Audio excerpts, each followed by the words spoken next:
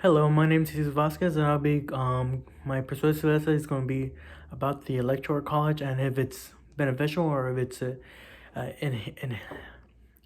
if it's something that we should just get rid of or adapt or change in some form or way in order to give a non-bias and more equal opportunity for not just the smaller states but for the territories that still are not considered a state, even though they're paying taxes and all the other things that us Americans must do.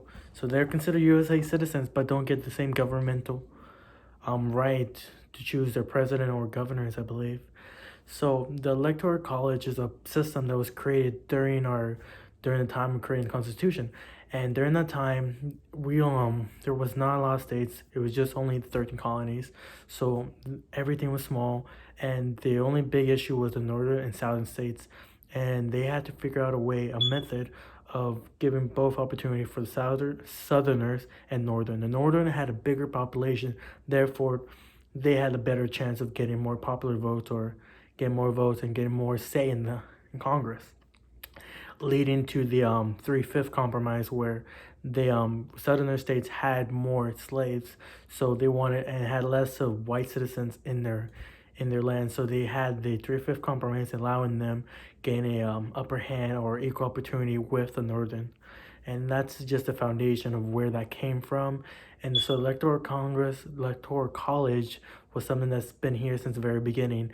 And now that we have over 13 colonies, 13 states, we have about 50 states with 358 electoral colleges, if I believe correctly, and 270 if you want to win the presidency. So Democrats and Republicans are the two main political parties that have been going on for a very long time, and this might be like that for a reason because of how the electoral college is formed and created. So my first 3 points I want to go through, or my central idea.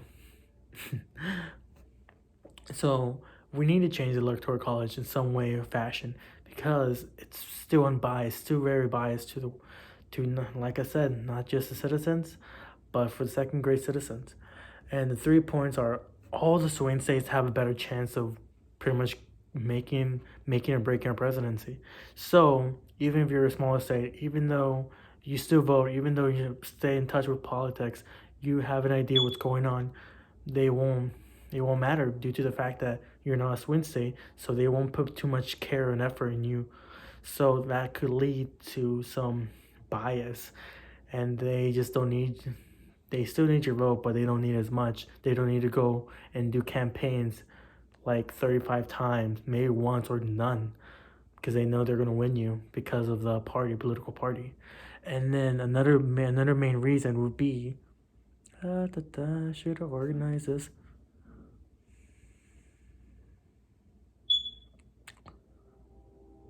So there's a win and all kind of thing that we have. So if a swing state, if it's close to like if 49%, no, it's not that.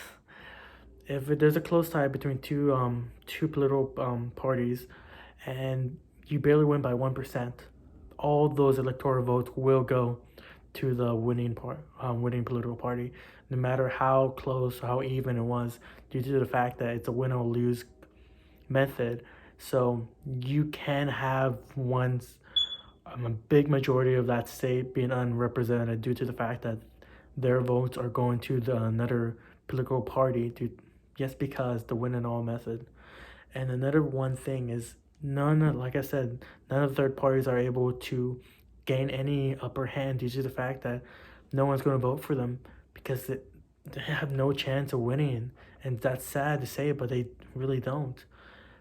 And another one, very beginning, if I remember right, there wasn't a quote, but in the end, that saying that George Washington, or pretty much not George Washington, but a majority of the political leaders during that time creating the Constitution, did the citizens don't pick the president; they pick the electors that pick the president for them. Their representation, due to the fact that they believe that they can't find a great leader if because they're uneducated or they're not educated in the matters that are important.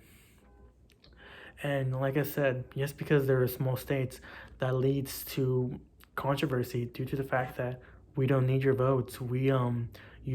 You're nothing to us.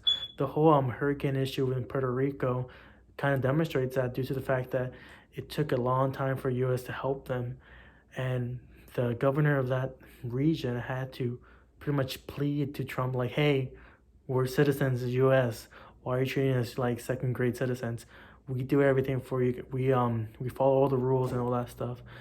And they have, I believe, 5 times trying to become or go into statehood, and still no progress has been made to become a state. And I wasn't able to find any information on why that's a big issue. My theory is more likely not because it was close to the to the next re-election, and they don't want to like kind of interfere and mess up the ballots, especially because any more votes, I don't know how that would affect the electoral votes, because every state has, depending on how many the population, they get how many representatives, while every state has 2 senates for each. And then another point, can I say anything more? And like I said, the territories are something that still aren't prioritized by many political parties and even the government itself, due to the fact that they're not states. They don't have any power in choosing their own president, so they can do whatever they want.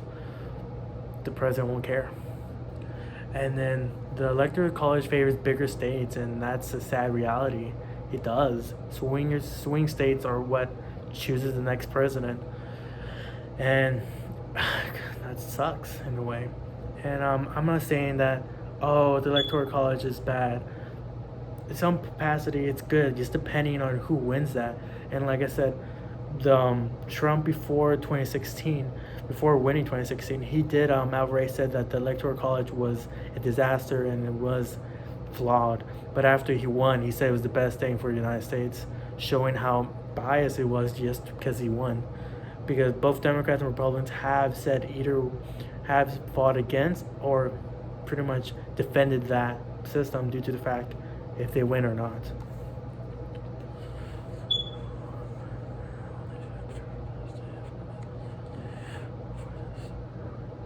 And like I said, it doesn't work really well for the third parties, and that's sadly true.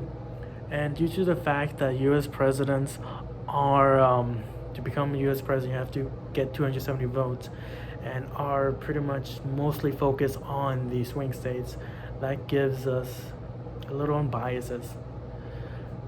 And because of the fact that our nation has more than one culture, more than one belief now, we're bigger than just one bias. We're one political campaign.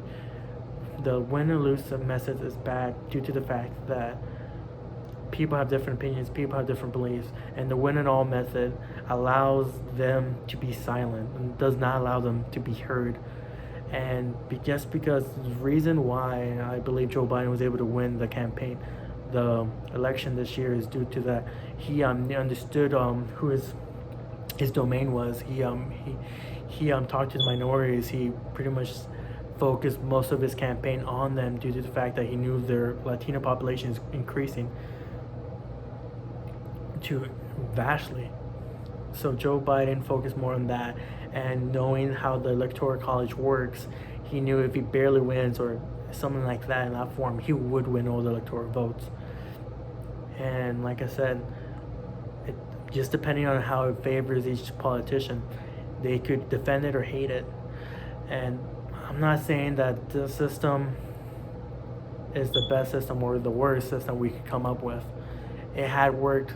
Surprisingly, it's only been 16 times that the popular vote for a certain president candidate has lost because of the electoral. My example was 2016 with Trump and Hillary, and in George W. Bush and his opponents.